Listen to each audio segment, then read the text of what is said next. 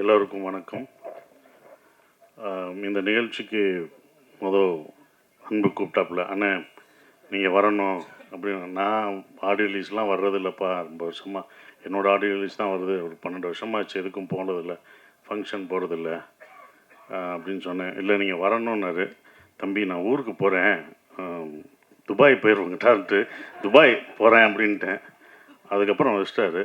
அவருக்கு தெரியும் எங்கே அடித்தா எங்கே வலிக்குன்னு தெரிஞ்சிருக்கு போக. அடுத்து ஃபோன் தம்பிகிட்ட இருந்து வந்துச்சு. சம்மு வண்டி அடித்தாப்புல. அடித்தோன்னு, தம்பி சார் வர்றேன், நாளைக்கு தானே சொல்லிட்டாப்புல, நாளைக்கு காலையில் நான் வருவேன். நான் வராமையா, கண்டிப்பாக வந்து உன வாழ்த்த வருவேன் அப்படின்னு சொன்னேன். ஸோ அப்படி தான் வந்திருக்கேன். அவர் ஏன்னா விஜயகாந்த் சார் இருந்தால் உரிமையாக கேட்பார் வாங்கன்னு, அவரை கேட்க விடக்கூடாதுன்னு நான் நினச்சேன். அதனால தான் அவரை வாங்கன்னு கூட கேட்க விடல அந்த டைம். ஏன்னா அதுதான் நாங்கள் வந்து விஜயகாந்த் சாருக்கு செய்கிற ஒரு இது. ஏன்னா அவர் எங்கள் மண்ணின் மைந்தர், எல்லாருக்கும் இப்போ மண்ணின் மைந்தர். எங்கள் ஊர் மதுரை, ரைஸ் மில்லு, இதெல்லாம் எனக்கு நினைவுடுது. அவரை வச்சு படம் எடுக்கணும்னா நாங்கள் நினச்சோம், கதையெல்லாம் சொல்ல போனப்போ அப்போ அது நடைபெறலை. ஆனால் அவர் பையனை வச்சு எடுக்கணும்னு எனக்கு ஒன்று வந்தது. அது ரொம்ப சந்தோஷமாக இருந்தது. குற்றப்பரம்பரை அதை வந்து ஹாட் ஸ்டாருக்கு நான் எடுக்கணும்னு போகும்போது அந்த கேரக்டர், ஒரு கேரக்டர் இருந்துச்சு, வையத்துறைன்ற ஒரு கேரக்டருக்கு வந்து கருப்பான ஒருத்தர் வேணுமே. இங்கே என்னடா கருப்பான ஊரில் என்னடா, நம்ம தான் கருப்படிச்சுட்டு எல்லா படத்துலையும் நடிச்சிட்ருக்கோம், ஒரு ஆள் வேணுமே அப்படின்னு யோசிச்சுட்டே இருக்கும்போது தான் நான் வந்து அதுக்கு முன்னாடி மதுரை வீரன் பார்த்துருந்தேன். அப்போ கொஞ்சம் குண்டா இதாக இருந்தார். நான் ஒரு இன்ஸ்டாவில் பார்க்கும்போது ஒல்லியாக ஹைட்டாக யார் இது அப்படின்னு சொல்லி திருப்பி பார்த்தேன். அப்படி டாகை வச்சுட்டு அப்படி நிற்பார். அந்த அது கண்ணாடி போட்டு நிற்கும்போது அவ்வளோ அவருடைய என்ன உழைப்புனா, உடலை அவ்வளோ அழகாக நல்லா உழைச்சி ஹைட்டாகவும் அதை வந்து அதுக்காக பண்ணார்ல. நான் கேட்டவனே, தம்பி எப்படி தம்பி பண்ணீங்கன்னு. சார் நான் போய் இத்தனை மாதம் நான் ஹார்ட் ஒர்க் பண்ணி என் உடம்பை குறைச்சேன் அப்படின்னாரு. பார்த்தீங்களா, அது எனக்கு ரொம்ப பிடிச்சிருந்த அவரோட ஹார்ட் ஒர்க்.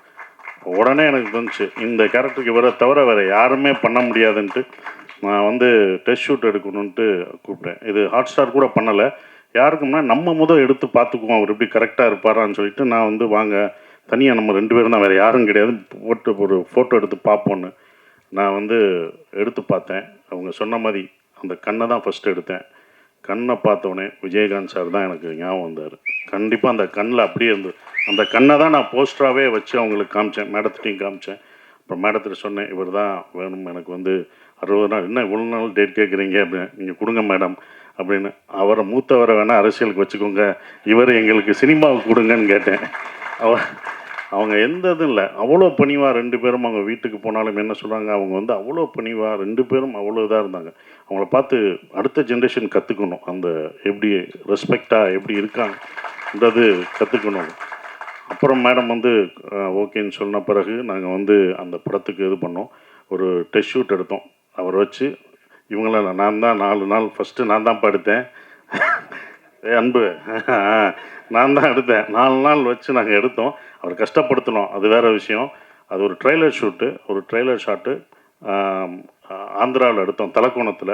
அந்த ரிவரில் ஓடி வரணும், அது ரொம்ப கஷ்டமானது, செருப்பு போடக்கூடாது, அதில் ஓடி வரணும், குதிரை விரட்டிட்டு வரணும், குதிரையோடு ஓடி வரணும். குதிரையும் அவரும் வரும்போது 2 பேரும் ஒரே மாதிரி இருந்தாங்க. ஷாட் வைக்கும்போது அந்த குதிரை வேகத்துக்கு வந்தது, எனக்கு இன்னும் அது வரலேன்னு வருத்தப்படுறேன், இந்த ட்ரெய்லரை கொண்டு வர முடியலேன்னு வருத்தமாக இருந்தது. அதுக்கப்புறம் தான் அந்த முடி ஹேர் ஸ்டைல் வெட்டி அவர் வெளியிலலாம் போனோடனே, ஃபங்க்ஷன்லாம் போனோடனே அன்பு பார்த்துட்டாப்புல, இது நல்லா இருக்காரே, இவரை நம்ம இது பண்ணணுமே சார். அடுத்து நான் விதை போட்டு வச்சுருக்கேன்டா, ஏன்டா என்கிட்ட கேட்குற, நான் அவரை விட மாட்டேன் அப்படின்னு. நான் தரவே மாட்டேன், நான் எவ்வளோ இது வச்சுருக்கேன் அந்த படத்துக்கு, அந்த கேரக்டருக்கு நான் முடி வச்சுருக்கேன். இல்லை சார் முடியை நாங்கள் குறைச்சிக்கிறோம் சார். முடியாதுன்னு சொன்னேன். சரி, நான் அங்கிட்டு பார்த்தா இவர் வர்றாரு, சார் முடி நல்லா இருக்குது சார், அது நான் எடுத்து வச்சுருக்கேன்ப்பா, என்னப்பா நான் பண்ணி வச்சாலும் நீங்கள் கேட்குறேன்னாரு. ஆனால் அது பண்ண முடியல, ஆனால் சந்தோஷமாக இருந்தது. சரி அன்பு, நீ பாதி நாள் எடுத்துக்கோ அப்படின்னு சொல்லி நாங்கள் டேட்டு இது பண்ணிக்கிட்டு இருந்தோம். ஒரு விஷயந்தான் சொல்லணும், அவர் படம் ரிலீஸ் ஆகலை, ஆனால் இத்தனை பேர் இருக்கோம் பார்த்தீங்களா, இதுதான் உங்களோட வெற்றி. படம் வர்றதுக்கு முன்னாடி ஒரு வெற்றி வந்து எந்த நடிகருக்கு பண்ணுறாங்க, ஒரு படம் வந்து அடுத்த படம் தான் வரும், இந்த இத்தனை பேர் உங்களை அடுத்து வச்சு படம் பண்ணுறாங்களே, இதுதான் உங்களோட வெற்றியாக பார்க்குறேன். ரொம்ப டெடிக்கேட்டிவானது, ஆனால் நாங்களாம் பார்த்துருக்கோம், சும்மா யாரும் சொல்லலை. உண்மையிலே அந்த டெடிக்கேஷன் அவருக்கு அவ்வளோ இருந்தது. ஏன்னா விஜயகாந்த் சாரை பார்த்தா எங்களுக்கெல்லாம் இன்ஸ்பிரேஷன். நாங்களாம் அவரோட ஒர்க் பண்ணல, அவரோட பயணிக்கிற எங்களுக்கெல்லாம் இல்லை. ஆனால் அவர் கேள்விப்பட்டிருக்கோம். நாங்கள் வந்து டைரக்ஷன் வரும்போது, நான் கம்பெனி ப்ரொடக்ஷன் ஆரம்பிக்கும்போது எல்லாம் ஒன்று சொல்லும்போது, விஜயகாந்த் சார் ஆஃபீஸ்க்கு போனால் எப்போ வேணாலும் சாப்பாடு கிடைக்கும், எப்போ வேணாலும் எல்லாருக்கும் ஒரே மாதிரி சாப்பாடு தான் கிடைக்கும் அப்படின்னாங்க. அப்போ நான் என் கம்பெனியில் சொன்னேன், சார் ஆஃபீஸில் எப்படி இருந்தாலும் இத்தனை வருஷத்துக்கு அப்புறம் இந்த ஜென்ரேஷனுக்கும் அடுத்த ஜென்ரேஷனுக்கும் அவர் சாப்பாடு போட்டது இன்னும் வந்துட்டுருக்கு பார்த்தீங்களா, அது தொடருதுன்னா பாருங்கள் எவ்வளோ இதாக இருக்குது. இதை நம்ம பண்ணணும்னு சொல்லி அவர் எனக்கு இன்ஸ்பிரேஷனாக அந்த இதில் இருந்தார்.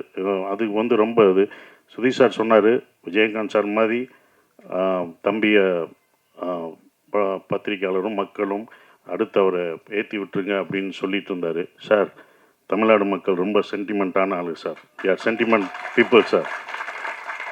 நாங்கள் எப்படி விஜயகாந்த் சாரை வந்து அப்படி தூக்கி வச்சு தமிழ்நாட்டுக்கு கொண்டாடிச்சோ அதே மாதிரி அடுத்து சண்முகம் பண்ணிடலாம். கண்டிப்பாக தமிழ்நாடு மக்கள் கைவிட மாட்டாங்க சார், தூக்கி கொண்டாடுவாங்க சார், அது உறுதி சார்.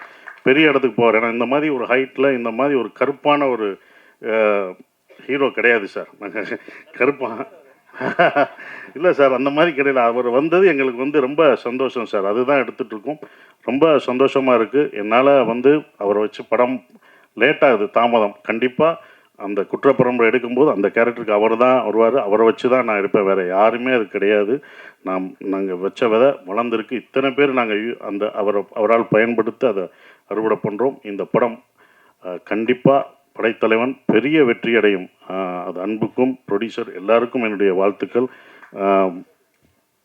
கேமராமேன் சதீஷ் சார், அவரோட ஒரு படம் நான் பண்ணிகிட்ருக்கேன். ரொம்ப அற்புதமான ஒரு கேமராமேன், டெடிக்கேட்டிவாக ஒர்க் பண்ணுவார். அவர் ஒர்க்கையும் பார்த்துருக்கேன், ரொம்ப அற்புதமாக பண்ணுவார். இந்த படத்தில் பணியாற்றிய எல்லாருக்கும் என்னுடைய வாழ்த்துக்களை தெரிவிச்சுக்கிறேன். அவரை வாழ்த்த வந்த எல்லாருக்கும் என்னுடைய வாழ்த்துக்கள். நன்றி.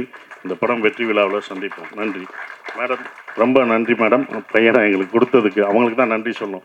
அவ்வளோ அழகாக அவங்கள வளர்த்துருக்காங்க, அவ்வளோ டிசிப்ளின் பண்ணியிருக்காங்க. அது கண்டிப்பாக ஜெயிப்பார் மேடம். மக்களோட மனசு தான் ஜெயிப்பார், வெற்றி பெறுவார் மேடம். நன்றி.